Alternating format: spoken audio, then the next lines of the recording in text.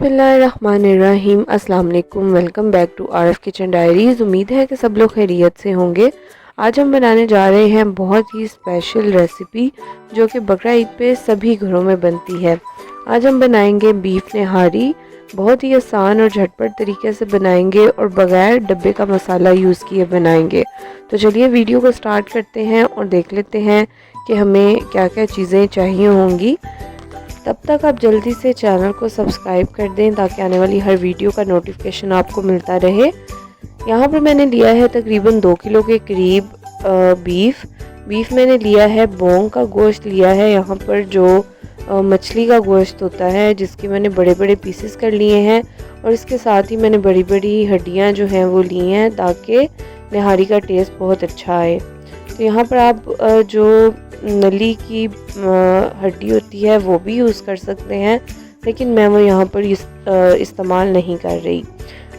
यहाँ पर मैंने लिया है 1 टेबलस्पून अदरक का पेस्ट और 1.5 टीस्पून लहसुन का पेस्ट। इसी के साथ ही हम यहाँ पर लेंगे प्याज, तकरीबन 3 से 4 अदद दरमियाने साइज़ के प्याज हैं जिनको मैंने स्लाइसेस में कट कर लिया है। इसमें से आधा प्याज हम यूज़ करेंगे निहारी पकाते हुए और आधा प्याज हम सर्विंग के टाइम पे यूज़ करेंगे।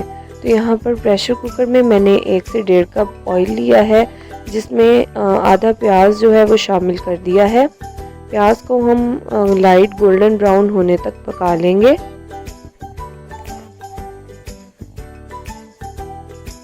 तो यहाँ पर आप देख सकते हैं कि प्याज जो है वो लाइट गोल्डन कलर में आ चुका है। इसको बहुत ज़्यादा नहीं पकाएंगे, बहुत ज़्यादा इसको हम ब्राउन नहीं करेंगे। तो इस स्टेज पर इसमें मैं शामिल कर दूंगी गोश्त।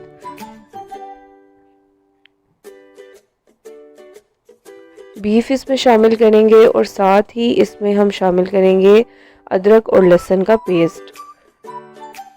अदरक लहसुन का पेस्ट डालकर इसको अच्छे तरीके से मिक्स करेंगे और 4 से 5 मिनट के लिए इसको हम पका लेंगे।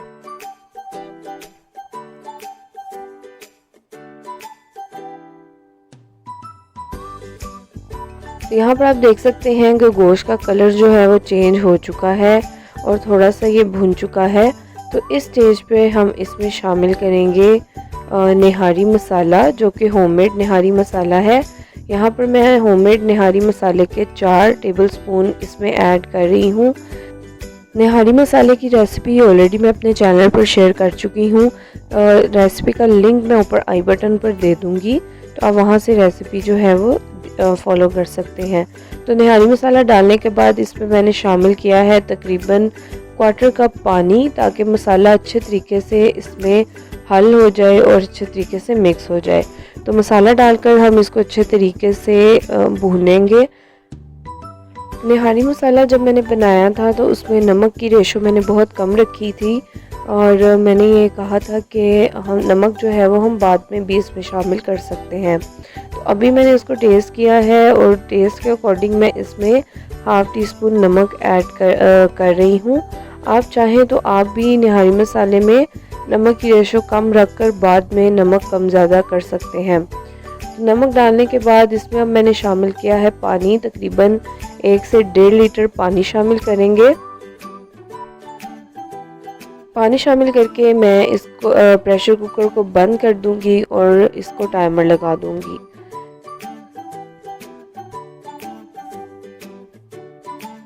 तो तकरीबन 20 मिनट तक हमने इसको प्रेशर कुकर में पकाना है। तब तक हम दूसरा स्टेप कर लेते हैं। दूसरा स्टेप ये है कि हमने आटा लिया है तकरीबन 1 कप आटा लेकर इसको हम ड्राई रोस्ट कर लेंगे। फ्राइंग पैन में डालकर इसको हम थोड़ा सा भून लेंगे, बहुत ज़्यादा नहीं भूनेंगे, इसको बहुत ज़्यादा ब्राउन नहीं करेंगे, सिर्फ इतना इसको भूनेंगे कि आटे का कच्चापन जो है वो दूर हो जाए और ये बहुत ही एक लाइट से कलर में आ जाए। तो यहाँ पर आप देख सकते हैं कि इस स्टेज पर हम फ्लेम ऑफ कर देंगे। आटा जो है वो हमारा तकरीबन भुन चुका है। आटा भूनकर इसको हम साइड पे रख देंगे ताकि ये तब तक ठंडा हो जाए। अब 20 मिनट प्रेशर कुकर में निहारी को पकाने के बाद प्रेशर कुकर को हम खोलेंगे और देखेंगे कि निहारी की कंडीशन कैसी है। तो यहाँ पर आप देख सकते हैं कि गोश्त जो है वो बहुत अच्छे तरीके से गल चुका है और मसाला जो है वो बहुत अच्छे तरीके से इसमें रच चुका है। अब यहाँ पर जो आटा हमने भुना था, इसके तकरीबन 3 टेबलस्पून हम पानी में शामिल करेंगे। 1 कप पानी लिया है जिसमें हम ये आटा शामिल करेंगे और इसका हम एक पेस्ट बना लेंगे। और बहुत ज़्यादा गाढ़ा पेस्ट नहीं बनाएंगे और बहुत ज़्यादा पतला भी नहीं बनाएंगे, एक मीडियम कंसिस्टेंसी का बैटर हम इससे बना लेंगे। अब ये आटा जो है हम इस निहारी में शामिल करेंगे। बहुत स्लो इसमें हम शामिल करेंगे और साथ साथ चम्मच हिलाते जाएंगे। जहाँ पर आपको अब कंसिस्टेंसी अपनी नीड के अकॉर्डिंग फील हो, आप वहीं पर इसको डालना स्टॉप कर सकते हैं। तो यहाँ पर आप देख सकते हैं कि मैंने जो आटा इसमें शामिल किया है बहुत थोड़ा शामिल किया है ताकि ये बहुत ज़्यादा गाढ़ी भी ना हो जाए और बहुत ज़्यादा पतली भी ना रहे। तो आटा शामिल करने के बाद इसको हम पकाएंगे, तकरीबन 5 से 7 मिनट के लिए हम इसको पकाएंगे ताकि जो निहारी है वो अच्छे तरीके से गाढ़ी हो जाए और आटा जो है वो इसके अंदर अच्छे तरीके से डिज़ोल्व हो जाए। तो 4 से 5 मिनट तक इसको हम कवर करके लो फ्लेम पर पकने देंगे ताकि ऑयल जो है वो ऊपर आ जाए और जितना भी आटा हमने इसमें शामिल किया था वो अच्छे तरीके से इसमें डिज़ोल्व हो जाए। तो अब हम सर्विंग के लिए प्याज जो है उसको गोल्डन ब्राउन फ्राई कर लेंगे। जो प्याज हमने स्टार्टिंग में आधा बचा कर रखा था वही प्याज अब हम गोल्डन ब्राउन फ्राई करेंगे।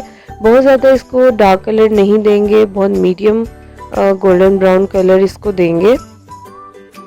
इस स्टेज पर आप देख सकते हैं कि प्याज जो है वो बहुत ही खूबसूरत मीडियम गोल्डन कलर में आ चुके हैं। तो यहाँ पर हम फ्लेम को ऑफ कर देंगे और ये प्याज का तड़का जो हमने रेडी किया है इसको निहारी में शामिल कर देंगे। इसको हम स्ट्रेनर के साथ स्टेन करके शामिल करेंगे। जो ऑयल है वो निहारी में शामिल कर देंगे, लेकिन जो प्याज हैं इनको हम अलग से डिश आउट कर लेंगे ताकि हम इसको निहारी के साथ सर्व कर सकें। यहाँ पर आप देख सकते हैं कि तकरीबन 5 से 7 मिनट पकने के बाद ऑयल जो है वो ऊपर आना शुरू हो गया है। तो इस स्टेज पर हम फ्लेम को ऑफ करेंगे और 3 से 4 मिनट के लिए इसको हम रेस्ट पर रखेंगे ताकि जो ऑयल है वो ऊपर आ जाए। तो यहाँ पर इसको कवर करके मैं रेस्ट पे रख रही हूँ तकरीबन 4 से 5 मिनट के लिए।